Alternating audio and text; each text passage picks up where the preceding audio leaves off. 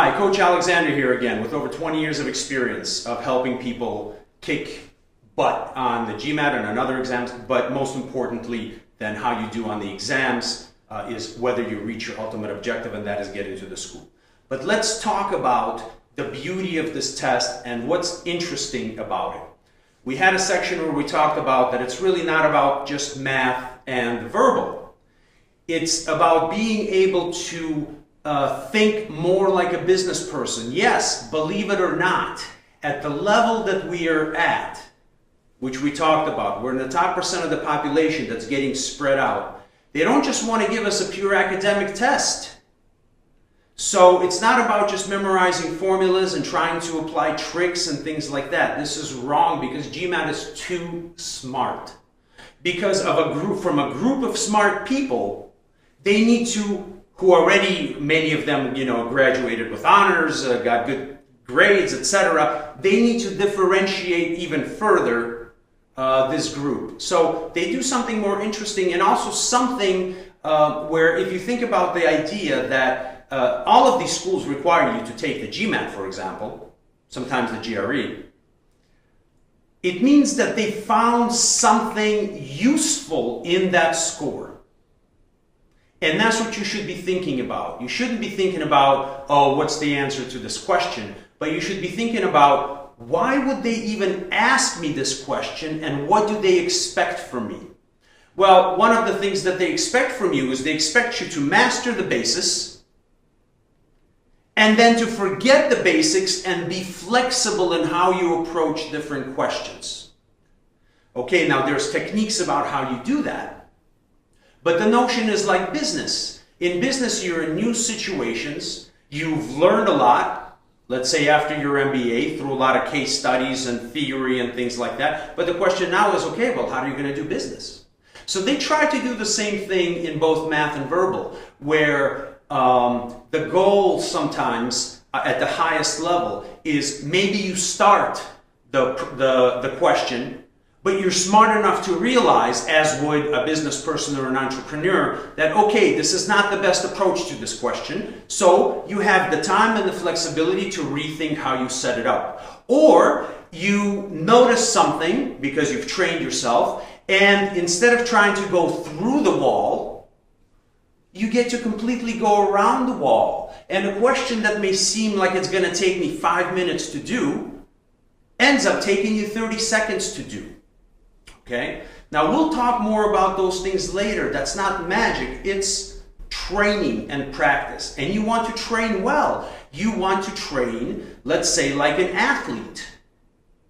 Okay? You don't want to train for memorization. You want to train on a variety of levels. So, however much time you have, and yes, we always hear stories that some people in a week, they study for a week or 2 weeks and they get a high score. Okay, that happens. But I also had an uncle who smoked 5 packs of cigarettes a day, drank 3 bottles of vodka a day, hung out with 18-year-old girls all day, and lived until 110. Okay, there's people like that. But those are anecdotes. Those are not statistics. So let's look at an idea of how you really prepare, and this is where you could use the Olympic model or people who really train for something.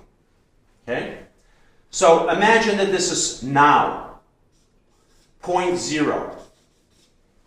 And imagine that this is the time that you do to take the test. I don't like to call it a test. I like to call it a performance. So I'm going to write the word perform. Because what you're being asked to do is you're being asked to perform. Okay?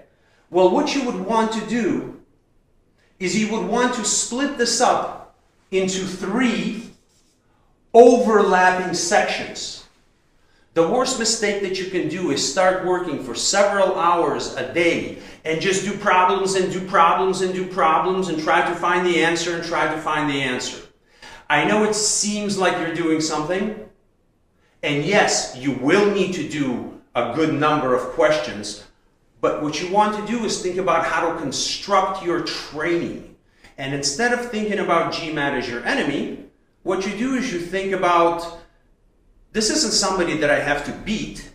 It's first something that I could learn from and figure out how to give them what they want so that you can get the reward and so that you can build the skills that get you a higher score.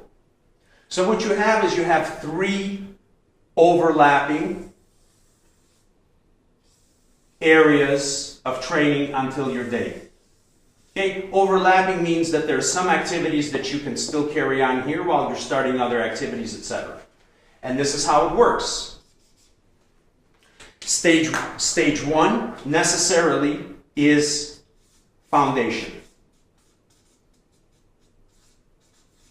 Now, I'm not going to go into details of what goes into these things, but it requires a different approach than just trying to do problems and trying to do problems. It's a slower approach where you do fewer problems more conscientiously and you get yourself to be creative about understanding how principles work. Okay? Stage 2 is where you become more stable. That's the stabilization phase. Okay? I mean, if you think about it as an athlete, you don't just learn your sport, but you also got to have balance. Depending on the sport you play, you should know how to have balance. You should have flexibility. You should have strength, the kind of strength that's appropriate to your sport. Okay? Weightlifting strength is different than the strength you need to run a sprint. Okay? So know what you're getting into. All right? And athletes need to have some agility.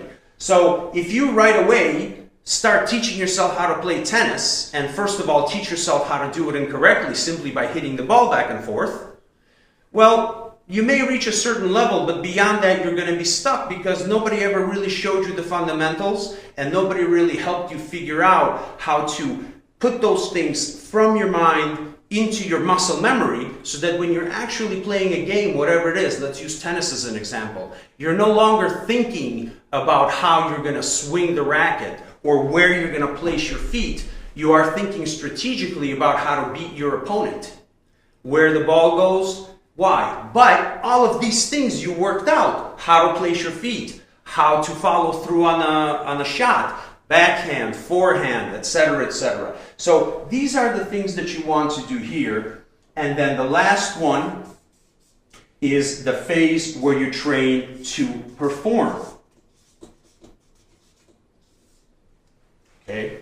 So that's the logic of it. And if somebody gives you a program that's the same and does the same thing throughout from beginning to end, it is less likely that you're going to achieve the type of learning that you need. Because what we're talking about is skills. Skills lead to the score. And if you focus on learning skills, your result, your score, is going to be a natural outcome. So those are some of the things that you may want to think about. There's more videos that you should watch and you have access to. And of course, you're welcome to contact us if you want to discuss your plans and how to set up a good program.